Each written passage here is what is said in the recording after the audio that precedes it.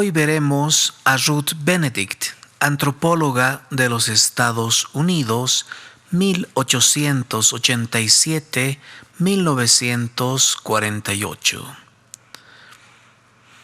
Entre sus libros más destacados, El crisantemo y la espada, Raza, ciencia y política, El hombre y la cultura y Patterns of Culture, traducido como patrones culturales. Ruth Benedict estuvo fuertemente influenciada por el pensamiento de Franz Boas y su corriente del particularismo histórico, así como los principios filosóficos y metodológicos del relativismo cultural. A Ruth Benedict hay que comprenderla en el contexto de la antropología cultural de la Escuela Norteamericana de Antropología. Desarrolló junto a Margaret Mead la corriente de la cultura y de la personalidad. Dentro de esta corriente destaca la teoría de la configuración cultural, que establece una relación entre cultura a un nivel macro y persona o individuo a un nivel micro. ¿De qué manera la cultura moldea y configura la personalidad del individuo a través de los procesos de institucionalización y de endoculturación?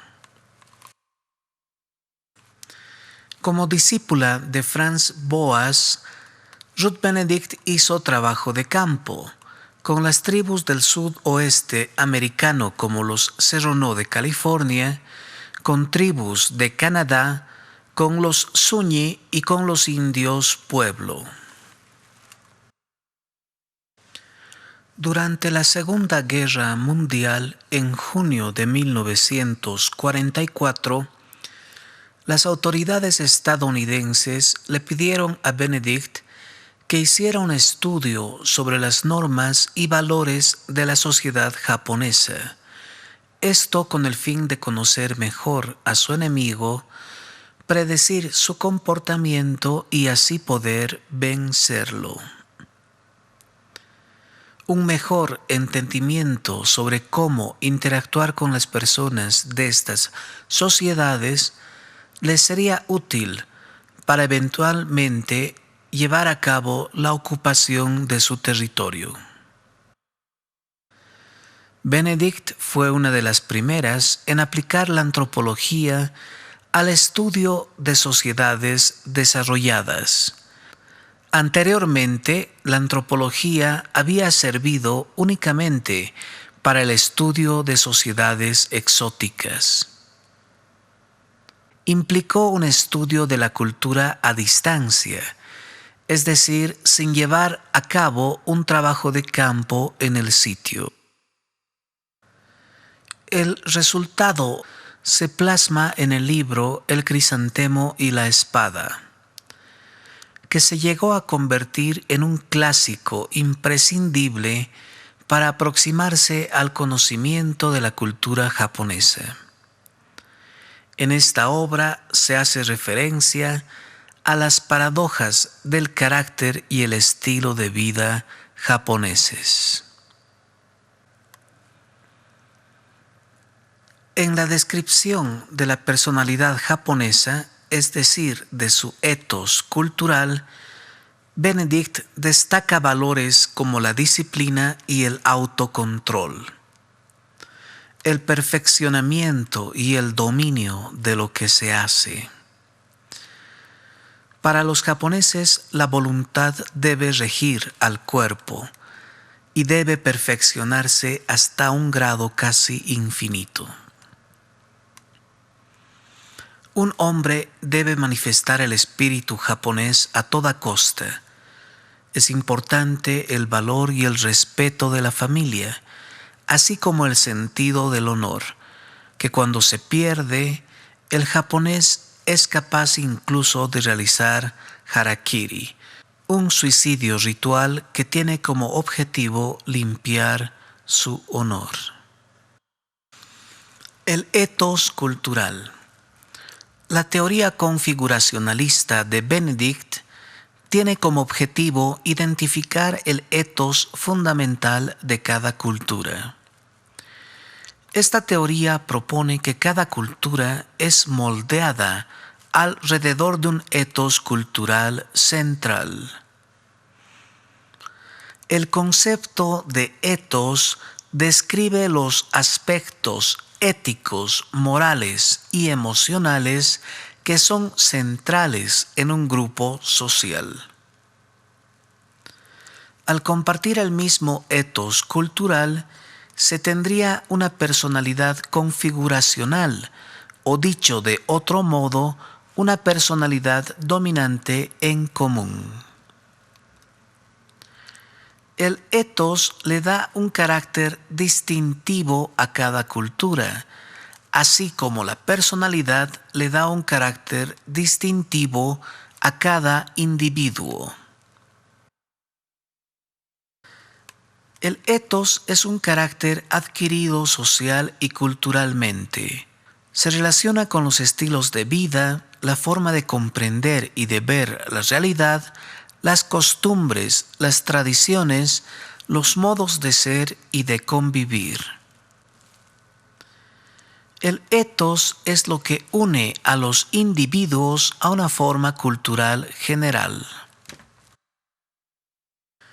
En la configuración de la personalidad o del etos cultural, las instituciones como la familia, la educación o la religión juegan un papel fundamental a la hora de instituir valores, normas, reglas, patrones de comportamiento y principios morales.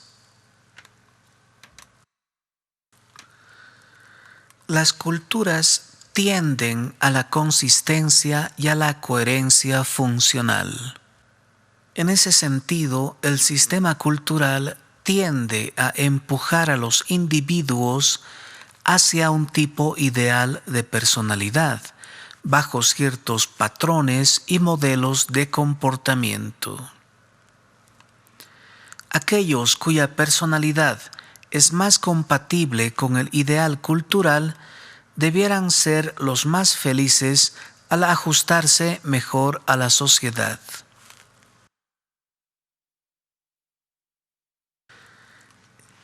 En su libro Patterns of Culture, Benedict plantea dos tipos psicológicos de personalidad que se pueden aplicar a la descripción del comportamiento de las personas en las diferentes sociedades.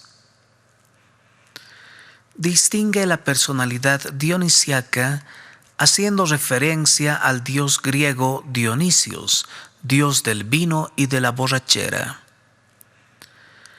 La personalidad dionisiaca escapa a los lazos y a los límites impuestos. Las emociones que busca se relacionan con la borrachera y el desenfreno. Por otro lado, la personalidad apolínea, haciendo referencia al dios Apolo, se aleja de los comportamientos excesivos, se mantiene en el medio, permanece en el mapa conocido y no entra en estados psicológicos desenfrenados. Una personalidad apolínea está guiada por la mesura, la sobriedad y la calma. Benedict realiza una psicoetnología estudiando los patrones culturales y psicológicos de varias sociedades. Los indios pueblo son apolíneos, pues no buscan ni valorizan el exceso embriagante, prefiriendo la sobriedad y la mesura. No tienen hechiceros, solamente sacerdotes. La acumulación del poder o el éxito en una sola persona es reprobada. Benedict escribe: Dentro de los Zunyi encontramos conductas contrastantes con las características apolíneas. Los dioses enmascarados punitivos llegan antes de la iniciación y fustigan a los niños con sus látigos de yuca. Aunque la violencia no está bien vista entre los Zunyi, existe violencia que no está sancionada. Una persona puede caer sobre su rival y morderla públicamente. Se insultan y se golpean. Los Dobu se caracterizan por su peligrosidad. No tienen jefes ni organización política. Los celos, la sospecha y la traición son características de su personalidad, así como de su vida cotidiana y de sus matrimonios. La práctica de la magia se realiza a través de brujos y hechiceros.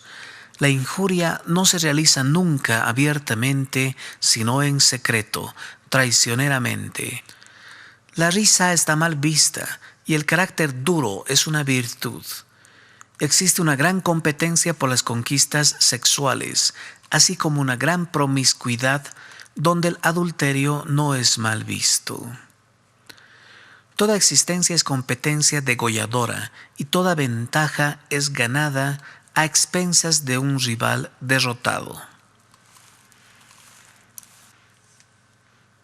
Respecto a los Coatlicue que habían sido estudiados por Franz Boas, Benedict escribe que son dionisíacos. Sus ceremonias apuntan al éxtasis a través de danzas y cantos que llevan a un frenesí a veces incontrolable. La inclinación dionisíaca de las tribus de la costa del noroeste es tan violenta en su vida económica, en su vida militar y en sus ceremonias de duelo, así como lo son en sus iniciaciones y bailes ceremoniales. Son el polo opuesto de los pueblos apolíneos, y en esto se asemejan a casi todos los otros aborígenes de la América del Norte.